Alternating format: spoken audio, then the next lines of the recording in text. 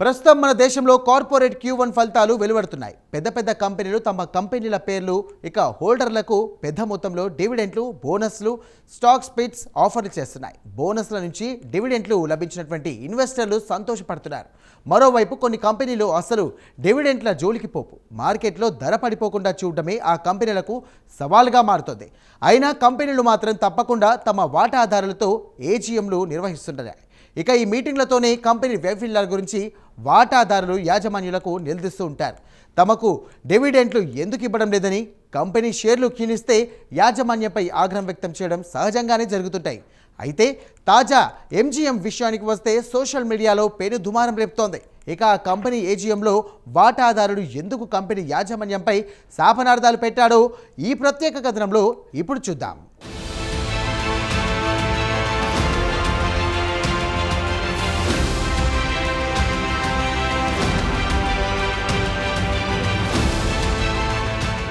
మన దేశంలో ప్రస్తుతం అతి పెద్ద కార్పొరేట్లు Q1 ఫలితాలు వెలువరిస్తున్నాయి. జూన్తో ముగిసిన త్రైమాసికానికి సంబంధించి పలు కంపెనీలు ఫలితాలు ప్రకటించడంతో పాటు వాటాదారులకు పెద్ద ఎత్తున డివిడెండ్లు ఆఫర్ చేస్తూ ఉంటాయి. కొన్ని కంపెనీలు బోనస్ ప్రకటించాయి. ఉదాహరణకు ప్రైవేట్ బ్యాంక్ HDFC తమ వాటాదారులకు 1:1 రేషియోలో బోనస్ ప్రకటించింది. అంటే ఒక షేరుకు గాను మరో షేరు ఉచితంగా ఇస్తుంది. అలాగే కొన్ని కంపెనీలు స్టాక్లను విభజిస్తూ ఉంటాయి. 10 రూపాయల షేరును 2 రూపాయలకు మార్చి 5 షేర్లుగా ఇస్తూ ఉంటాయి. ఇన్వెస్టర్లకు ఏదో ఒక రకంగా ప్రయోజనం కలిగించాలని కొన్ని కంపెనీలు చూస్తూ ఉంటాయి. ప్రస్తుతం మన దేశంలో ఇన్వెస్టర్లు ఏ కంపెనీ ఎంత డివిడెండ్ ప్రకటించింది, ఏ కంపెనీ బోనస్ షేర్లు ప్రకటించింది అని స్టాక్ మార్కెట్లో ఇన్వెస్ట్ చేసేవారు ఆసక్తిగా గమనిస్తూ ఉంటారు. అయితే కంపెనీలు సాధారణంగా ఫలితాలు ప్రకటించే ముందు వాటాదారులను వర్చువల్ మీటింగ్లో పాల్గొనడానికి ఆహ్వానిస్తూ ఉంటాయి. ఈ వర్చువల్ మీటింగ్లో కంపెనీ పనితీరు బాగా లేదంటే ఇన్వెస్టర్లు కంపెనీ యాజమాన్యాన్ని నిలదీస్తూ ఉంటాయి. ఇక తాజాగా జీకేబీ ఆప్థాల్మిక్స్ ఏజీఎంలో వాటాదారుడు ఒకడు యాజమాన్యాన్ని దారుణంగా శాపనార్థాలు పెట్టాడు. ఆ వీడియో ప్రస్తుతం సోషల్ మీడియాలో తెగ వైరల్ అవుతోంది.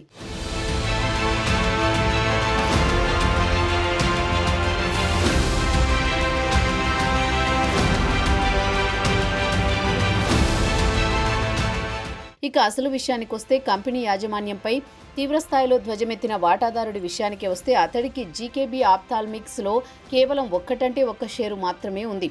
అయినా వాటాదారుడు మాత్రం కంపెనీ మేనేజ్మెంట్పై తీవ్రస్థాయిలో విరుచుకుపడ్డారు. కంపెనీ షేరు రోజురోజుకు దిగజారిపోతోందని మండిపడ్డారు. షేరు దారుణంగా పడిపోవడానికి కారణం కంపెనీ యాజమాన్యం అసమర్థతే అని తిట్టిపోశాడు. ఇక వీడియో ఫుటేజీ విషయానికొస్తే ఏజీఎం వర్చువల్ మీటింగ్లో పాల్గొన్న వాటాదారుడి పేరు అభిషేక్ కల్రా. మీటింగ్ ప్రారంభం కావడానికి ముందు కల్రా అధికారులకు ధన్యవాదాలు తెలిపాడు. తాను 10 సంవత్సరాల నుంచి ఈ కంపెనీలో వాటాదారుడిగా ఉన్నాను. మీరు తనను ఒక్క నిమిషంలో తన అభిప్రాయం చెప్పాలంటే ఎలా అని కంపెనీ యాజమాన్యాన్ని ప్రశ్నించాడు. రోజురోజుకు షేరు ధర క్షీణిస్తూ వస్తోంది. ఇన్వెస్టర్లు నష్టపోతున్నారు. మరోవైపు మీరు మాత్రం ఇన్వెస్టర్లను ముంచి సంపన్నులు అవుతున్నారు. ఇన్వెస్టర్ల డబ్బును మీరు నిలువునా దోచుకుంటున్నారు. ఇన్వెస్టర్లను బికారులుగా మారుస్తున్నారని ఆగ్రహం వ్యక్తం చేశారు.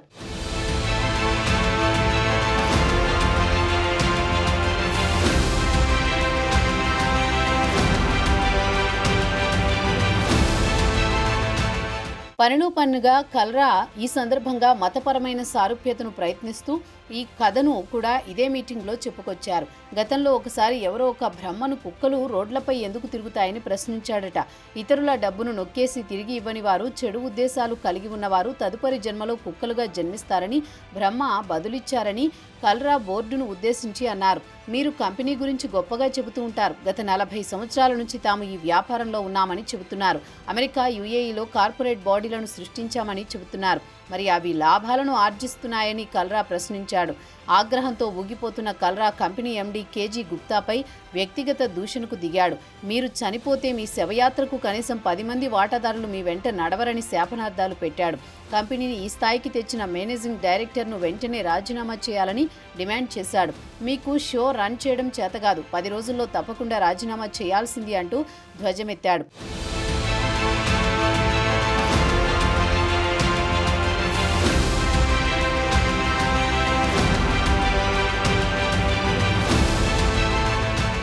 ఇక కల్రా ప్రసంగిస్తున్న సమయంలో సభా నియమాలను పాటించాలని, అసభ్యకరంగా మాట్లాడవద్దని పలుమార్లు వారించిన ఆయన మాత్రం కంపెనీపై, ఎండీపై తన దాడిని మరింత పెంచేశాడు. ఈ ఏడాది కాలంలో షేరు ధర 18% క్షీణించింది. మిగిలిన కంపెనీలు ఏబీ డేటా 25% సాధిస్తే మీరేమి సాధించారు?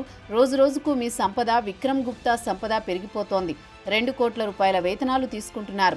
మీకు సిగ్గు లేదా అని కడిగేశాడు. వచ్చే జన్మలో మీరు కుక్కలుగా పుడతారు. నేను బ్రాహ్మణుణ్ణి, మీకు ఇదే నా శాపమని అభిషేక్ కల్రా ముగించాడు.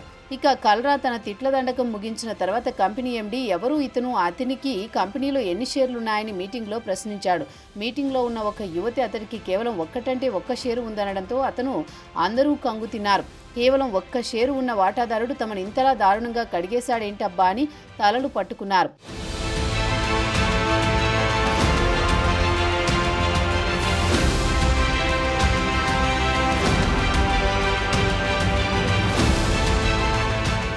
ఇక జీకేబీ ఆప్థాల్మిక్స్ లిమిటెడ్ను 1981లో కృష్ణ గోపాల్ గుప్తా స్థాపించారు. ఈ కంపెనీ ఆప్థాల్మిక్స్ లెన్స్ను తయారు చేస్తుంది. ఇక ఈ కంపెనీ వ్యాపారం విషయానికొస్తే జీకేబీ కుటుంబం వ్యాపారం. వాస్తవానికి ఈ కంపెనీని బ్రిజేంద్ర కుమార్ గుప్తా స్థాపించారు. తర్వాత తరం వారిలో కృష్ణ గోపాల్ గుప్తా, వివేక్ గుప్తా, గౌరవ్ గుప్తాలు రోజువారీ వ్యాపార కార్యకలాపాలు నిర్వహిస్తున్నారు. అయితే వాటాదారుల ఆవేదనేమంటే గత కొన్ని సంవత్సరాల నుంచి ఇన్వెస్టర్లకు ఎలాంటి రిటర్న్స్ అంటే డివిడెండ్ రావడం లేదని ఆగ్రహంతో ఉన్నారు. ఏడాది ప్రాతిపదికన చూస్తే కంపెనీ షేరు 32.27% క్షీణించింది. ఈ ఏడాది మొత్తానికి చూస్తే 18.38% క్షీణించింది. గత 2 సంవత్సరాల నుంచి రిటర్న్స్ 12.86% క్షీణించింది. అయితే గత 3 నెలల నుంచి షేరు 10.51% పెరిగింది. అయితే కల్రా మాత్రం కంపెనీ యాజమాన్యం ఇక్కడ సంపాదించిన డబ్బు ఇతర కంపెనీలకు తరలించుకుపోతున్నారని, ఉద్దేశపూర్వకంగానే వాటాదారులకు ఎలాంటి లబ్ధి చేకూర్చడం లేదని ఆగ్రహం వ్యక్తం చేశారు.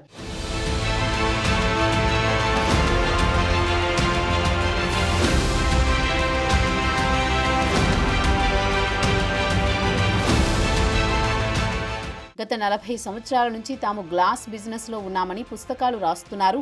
యుఏఈ, అమెరికాలో పెద్ద కంపెనీలు సృష్టించామని చెబుతున్నారు. అవి ఎప్పుడైనా లాభాలు చూశాయా అని కల్రా నిలదీశాడు. తమ పోటీ కంపెనీలు మంచి లాభాలు ఆర్జిస్తుంటే మీ కంపెనీ ఎందుకు లాభాలను ఆర్జించలేకపోతుందని ప్రశ్నించాడు. కంపెనీలో బంధుప్రీతి వ్రేళ్లూనుకుపోయింది. కంపెనీ డబ్బును మీ సొంత కుటుంబ కంపెనీలకు మరలిస్తున్నారని ఆరోపించాడు. ఒకానొక దశలో మేనేజ్మెంట్కు చెందిన వ్యక్తి దయచేసి మీరు హుందాగా మాట్లాడండి అని అనడంతో మరింత రెచ్చిపోయి మార్కెట్లో మీకు ఉన్న గౌరవం ఇంతే, అందుకే ఇలా మాట్లాడుతున్నాను, మీ పిల్లలను ఫ్యూన్గా కూడా ఉద్యోగాల్లో పెట్టుకోరని శాపనార్థాలు పెట్టాడు కల్రా.